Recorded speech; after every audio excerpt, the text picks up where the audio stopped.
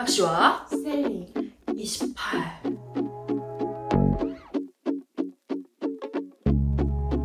어떤 부부가 중고차를 사게 되었어요. 그 중고차를 타고 딸과 남편과 함께 여행을 가게 되었는데 딸이 그 뒤에서 갑자기 엉엉 우는 거예요. 그래서 왜 우냐고 했더니 이 오빠가 화가 났어 이렇게 얘기하는 거예요. 그런데 저는 딸이 하나예요. 오빠라니?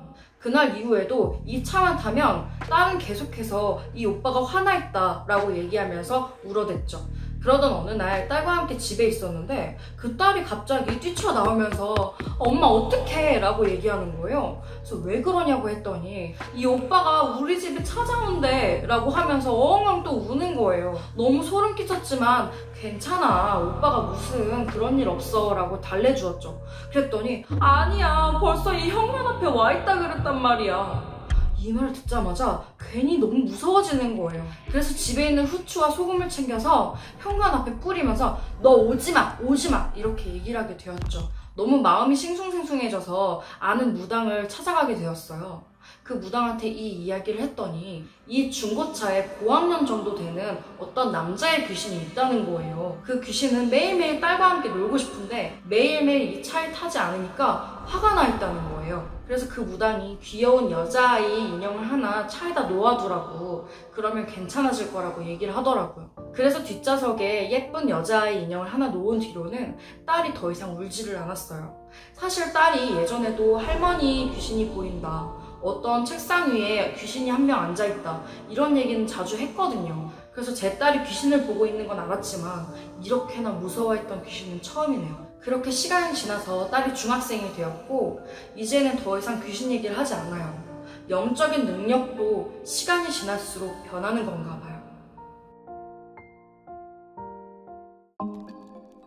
어떤 여자가 있었는데 남자친구한테 꽃을 선물로 받았대요. 그런데 이 사람은 평소에 꽃을 그렇게 좋아하지 않았는데 막상 받으니까 기분이 좋은 거예요. 아, 왜 사람들이 꽃을 선물로 받으면 좋아하는지 알겠다 싶어서 오래 보고 싶단 마음에 꽃을 거꾸로 매달아서 말려두었어요. 그렇게 며칠이 지나고 빨간 장미는 검은 장미로 변했죠. 근데 그때부터 꿈자리가 너무 사나운 거예요. 막 물건이 떨어지기도 하고 밖에서 똑똑거려서 나가보면 아무도 없고, 왜 이럴까 싶었는데 어느 날 결정적인 일이 터졌어요. 엄마랑 같이 장을 보고 횡단보도를 건너려는 도중에 초록불로 딱 바뀌어서 건너는 순간 자기 앞에 큰 트럭이 쌩 지나가는 거예요. 알고 보니까 빨간불이었던 거예요. 그걸 본 엄마가 안 되겠다 싶어서 수소문을 해가지고 용한 무당을 찾아갔대요. 그 무당은 애기신을 모시고 있는 무당이었대요. 그런데 가자마자 아니, 이 언니가 방에서 제사 지내 이러는 거예요. 그래서 이게 무슨 소리죠? 하고 물어보니까 아, 진짜 답답하네, 이 언니가 지 사진 위에 썩은 꽃 올리고 제사 지낸다니까 당장 태워버려 이러는 거예요. 그 말을 들은 엄마가 바로 전화를 해서 너 혹시 네 방에 사진 있니? 이러는 거예요. 아니, 내 방에 사진이 있었나? 그런 거 없는데? 하고 가서 보니까 말려둔 꽃 밑에 친구가 그려준 작은 초상화 그림이 있는 거예요.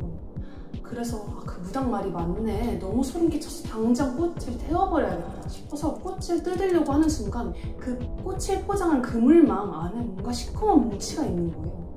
그래서 뭐지 하고 들어보니까 수천 마리의 날파리가 뭉쳐져 있다가 이렇게 확 나와요. 사실 초파리도 소름이었는데 무당이 말하길 말린 죽은 꽃과 사진을 같이 두면 죽은 사람을 기리는 행위일 수도 있다고 합니다. 어떤 남자가 길을 걷다가 바닥에 무언가 떨어져 있는 걸 봤어요. 자세히 보니까 마스크인 거예요. 그 마스크가 포장이 뜯겨져서 떨어져 있는 거라면 관심이 없었겠지만 특이하게도 어떤 봉지에 곱게 쌓여진 되게 멋있는 마스크였어요. 그래서 이거는 내가 가져다 써도 되겠다 라는 생각을 하게 되었죠.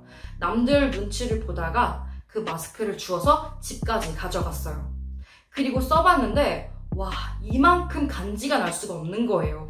이거 매일 쓰고 다녀야겠다 라는 생각을 하게 되었어요.